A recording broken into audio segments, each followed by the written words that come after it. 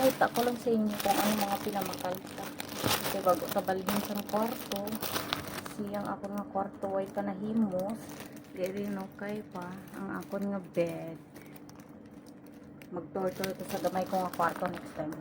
Karon ng grocery ko. Pakita.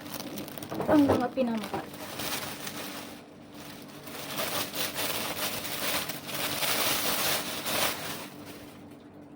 Floor mat sa CR, sa entrance at diri sa ibalot sa bed. Okay. Next,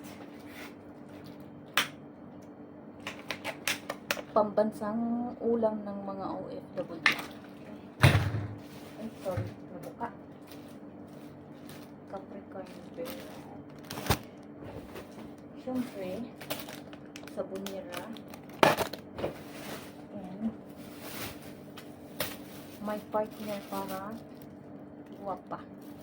Carrot. Inaimo ko ni siya nga carrot juice. Okay.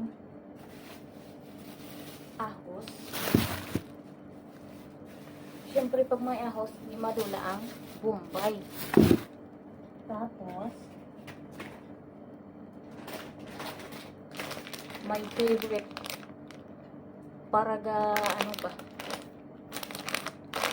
Para maganda rotok pa. Kaya kisa, kalipat na tutungod ka sa kamalamon. Okay.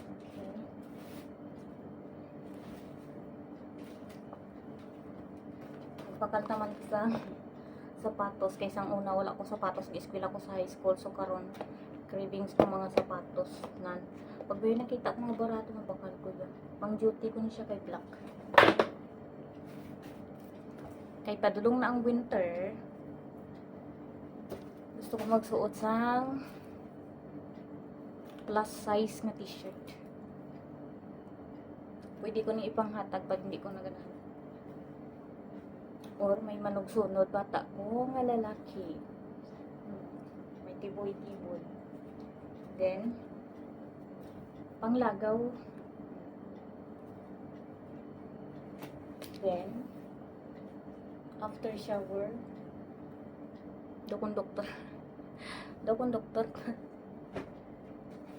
Siyempre, may ligta magluto-luto kung may oras eh. Then, para ma-organize ang mga kabutangan tanga mga ginagmay, okay.